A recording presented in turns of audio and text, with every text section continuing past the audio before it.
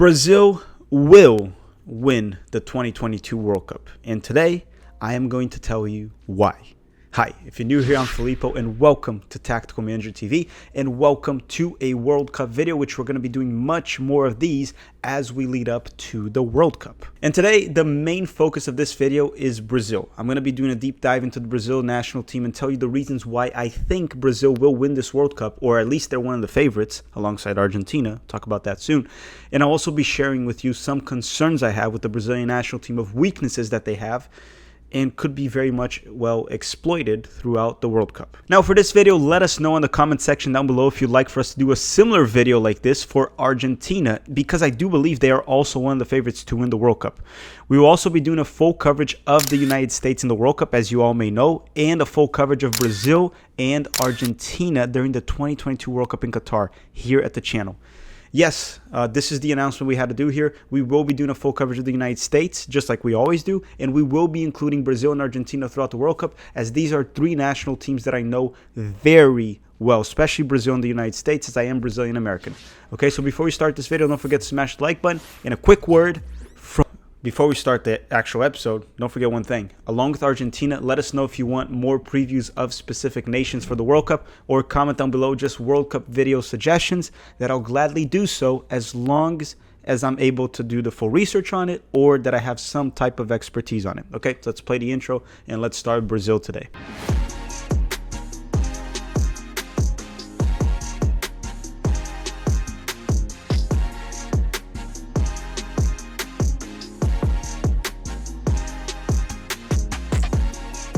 Okay, so before we start talking about why Brazil is going to win the World Cup, why don't I tell you how Brazil got to the World Cup? Brazil qualified to the World Cup with ease, and a lot of it.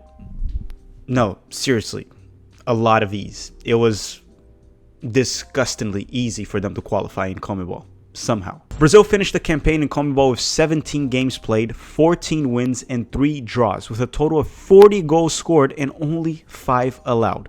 Brazil had already qualified with ease to the 2018 World Cup, but not as well as this one. In the previous cycle, they played 18 matches with 12 wins, 5 draws, and 1 loss, with 41 goals scored and 11 allowed. Now, you may be wondering, why did Brazil play 17 games in this cycle and 18 on the previous one?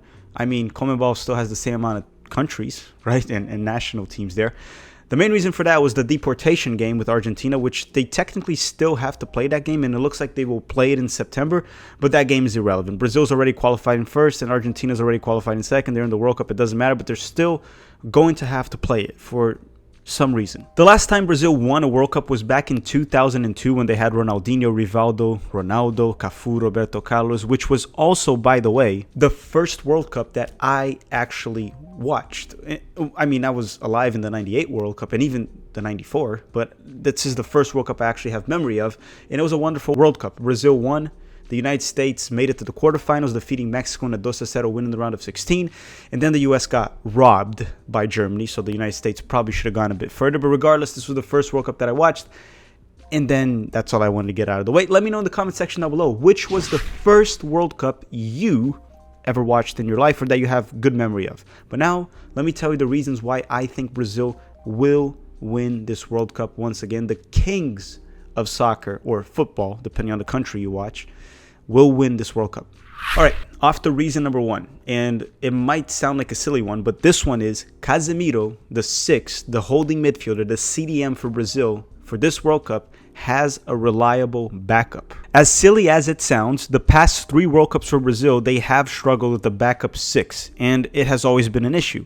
It was a problem in 2010 with no reliable backup to an unstable Felipe Melo. It was a problem in 2014 with no reliable backup to Luis Gustavo, that at the time I believe played for Wolfsburg. I mean, there was Fernandinho, but his performances for the national team have been pretty damn bad throughout his career. And now in 2018, with the absence of Casemiro against Belgium, and him being replaced by Fernandinho, that was one of the crucial reasons why Belgium was able to knock out Brazil. To be honest, in that World Cup in 2018, I think that was the main reason Belgium was able to knock out Brazil. If Casemiro was playing that game, I truly believe Brazil would have gone through. And to be quite honest, Brazil was much better than Belgium. And there was also a PK on Gabriel Jesus that should have been called, but I'm not going to go back to that in this video. But for this World Cup, if all goes well, Brazil will have Casemiro starting and Fabinho as the backup. The backup that really won't cause a level drop. If Casemiro can't play, Fabinho is perfectly capable of replacing him just fine at the same level or sometimes even better. Not just that, there's also an emerging six at Palmeiras, a young player named Danilo that can also be a third option. There's many options that can play at the six, but having Casemiro and Fabinho there is going to be crucial. And many Brazilians will know how important it is for Brazil to have a backup from Casemiro just based off 2018. Reason number 2 is Neymar's sidekick, Vinicius Jr. has arrived. The sidekick that Neymar has been needing for his entire career in Brazil, pretty much. I can't emphasize this enough. Neymar has been the lone star for Brazil for nearly a decade. And, you know, there was a time where we thought Coutinho was going to be the rising star, and he didn't become that. And then even at one point, Gabriel Jesus and many other players, but none of them lived up to the expectations. However, Vinicius Jr., after a breakout season with Real Madrid with 22 goals, 20 assists, winning La Liga, winning the Champions League, even scoring the goal that gave them the trophy of the Champions League, he might be the sidekick Neymar has always needed. A player many once doubted, including myself. I actually have doubted Vinicius Jr. quite a bit throughout his 3 years in Real Madrid. But this year, he surprised many of us, and honestly, he turned out quite fine. He might just be the sidekick Neymar has desperately needed for Brazil his entire career. By the time the World Cup comes, Vinicius Jr. might even be a better player than Neymar in terms of how he can impact the game. In terms of ability, I don't see him ever being in the same talent level as Neymar. One thing to add too is Tite, the current coach of Brazil, does want to play Vinicius Jr. as a starter on the left wing and have Neymar be the creator through the middle as a 10 or a false 9. So pretty much he said that as long as they're healthy, Vinicius Jr. and Neymar will start for the Brazilian national team, and that can be a very dynamic duo that can cause a lot of trouble to many national teams, along with a very strong supporting cast that I'm about to talk about very soon. So Brazil up top, and this is reason number 3 now. Brazil up top has a lot of talented forwards like Martinelli, Rodrigo, Firmino, Richarlison, Gabriel Jesus, Neymar, Vinicius Jr. But there's 2 of them that tactically we didn't have in 2018, and now we do, and we very much needed, which are lefty wingers, and that is Antony and Rafinha. Tactically, for this team, it's what Tite needed in 2018, and he has now 2 of them, and they're super talented. So in 2018, the main wingers for Brazil were William on the right wing and Neymar on the left wing as an inverted winger that pinches in. So William is a righty, so he would go down the lane and provide width on the right flank for Brazil, while Neymar would drive middle through the left. Ideally for Tite's tactics, you would want a more stable team, a more, balanced team with either 2 players providing width on the wings or 2 players pinching in. That's not what he had, but now he does. Look, Rafinha and Antony emerge as high-quality options to play on the right wing. Both are lefties, so they can play as inverted wingers on the right wing, while you have on the left wing players like Neymar, Vinicius, Richarlison, and many others that can play as a left inverted winger. Tactically, we did not really have that option in 2018, along with lack of depth as well. I mean, look at the options now. Neymar, Vinicius Jr, Rodrigo, Gabriel Jesus, Antony, Rafinha, Richarlison, Firmino, Martinelli, Matheus Cunha. The depth up top is insane for Brazil. While in 2018 we had Neymar, William, and Gabriel Jesus start, and as the backup options we had Firmino and Tyson. Yes, it was Firmino and Tyson off the bench. Look at the difference in depth.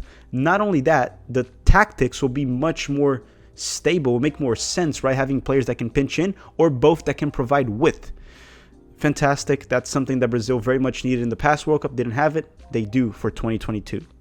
So reason number 4 is depth. This team has actual depth. And I kind of spoiled that in previous lessons or reasons why Brazil won the World Cup. But let me dive into this one with a little bit more details. So yeah, as I said, I kind of spoiled it already. And I mentioned the depth on the wingers position and forwards. I even mentioned the 6th position with Casemiro having a backup at his level or even better. But it's not just there. Brazil has 3 world-class goalkeeper options in Alisson from Liverpool, Ederson from Manchester City, and Weverton from Palmeiras that is often overlooked, but he has won the past 2 Libertadores with Palmeiras and has been the best goalkeeper in South America for a while. Now, it's not just that. Look at the center backs as well. So for the center backs, we have Thiago Silva, which you all know very well by now, Marquinhos from PSG, Gabriel Magalhães from Arsenal, Militão from Real Madrid.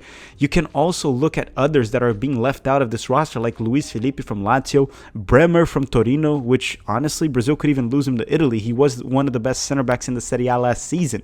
The midfield also has more quality and depth than 2018. As I already mentioned, Fabinho and Casemiro. We also have the emerging star from Newcastle, Bruno Guimarães. Fred is an option as well, even though people hate him very much. Lucas Paquetá can add some creativity, and the return of Coutinho that has been much better since he returned to the English Premier League. The midfield is most certainly lacking in creativity, but that can easily be resolved with the wingers that pinch inside to create, or even having Neymar as a 10 or false 9, both possible alternatives. Which, by the way, Tite has pretty much confirmed that Neymar will play centrally for Brazil, so as a 10 or a false 9, so the creativity won't be an issue with this team at all. And clearly, depth is nowhere near a problem for this World Cup. Okay, so reason number 5, which is the last reason I want to talk about why I think Brazil will win this World Cup, before I get to some concerns that I have about this national team specifically, because it's not all sunshine and rainbows, okay? So reason number 5 is experience.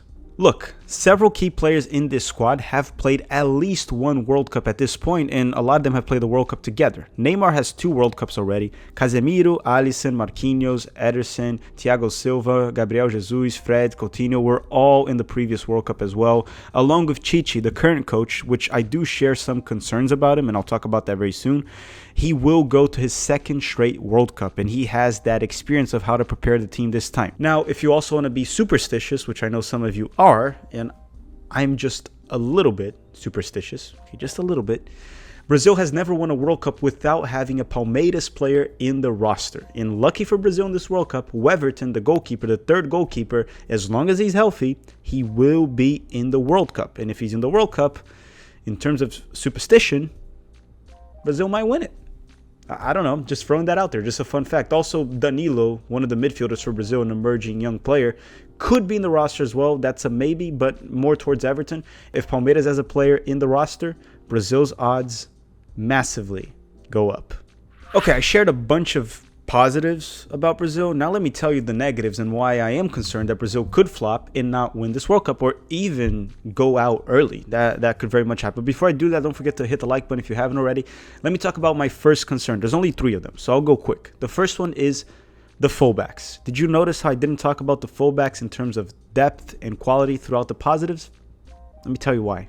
Look, you have players like Dani Alves, Danilo, Alex Telles, Renan Lodi, sure. These are all players that would start for many national teams in the world, but they are not world-class like many other players in Brazil's national team. Unfortunately, they are a drop-off from the level of winning a World Cup.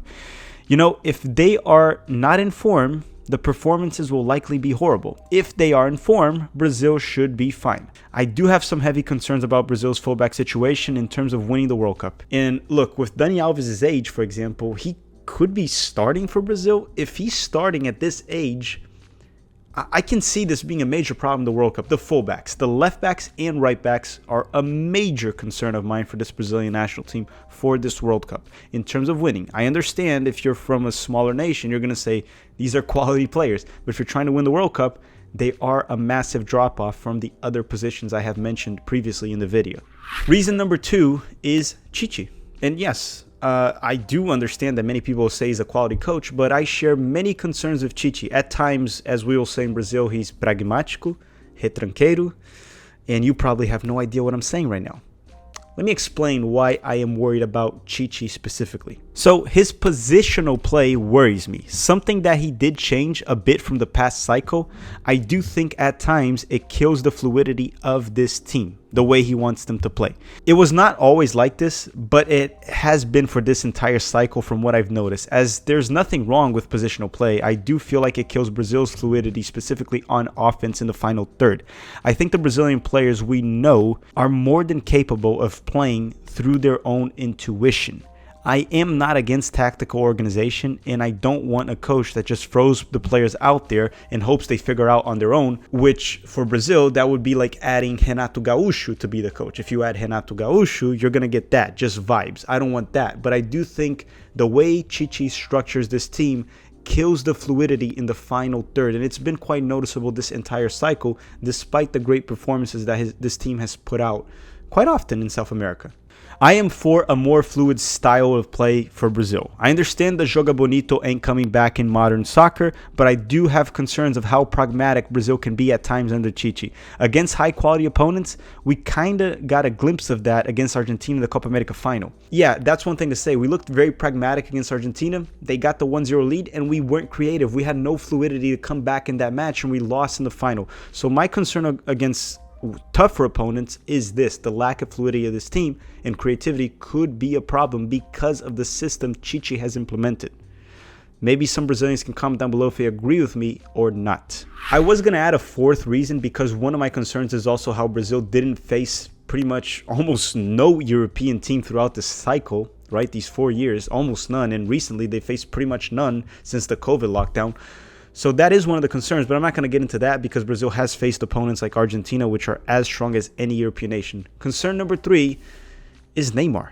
I mean, it's kind of weird because he's also the reason I think we'll win this World Cup, but he pretty much could be the reason we lose. Essentially what I'm saying is this Brazilian team, despite the stacked talent, they can live or die by Neymar. And there's many reasons for that. His attitude outside the field, the partying, everything, not taking care of himself. His fitness is a concern. You know, work as a team, trust his teammates, combine. Don't try to do everything on his own. Don't play hero ball, essentially, which he does do at times. Lead this team. And look, to be fair, Neymar has very often showed up for Brazil and played very well for the national team. He's been fantastic. But he's also one of my concerns. What Neymar are we going to get this World Cup? The one that dives and has weird haircuts, or the focused Neymar that really wants to win? Like when we faced Argentina in the Copa America final, I actually thought he was very good in that game specifically. Really driven, serious, trying to win, and he felt the loss. The Olympics, he was fantastic. But who are we going to get? That is the question. If it's a serious Neymar that's willing to win and wants to put his fitness and be in form, Brazil has high chances. But if it's a floppy Neymar that's just diving around and rolling in the floor and partying at night before the game, there's no way Brazil's going to win this World Cup. So yes, it is a World Cup that Brazil could live or die by Neymar. All right, everyone, that does it for this episode. If you want more content for the World Cup, comment down below which country you want us to do next here on the channel. We will be doing a full coverage of Brazil, Argentina, and the United States in the World Cup, so stay tuned for that, and some other South American nations as well. Don't forget to drop a like button before you leave, and thank you BetOnline for sponsoring this video once again. Thank you very much for watching, everyone, and have a great day.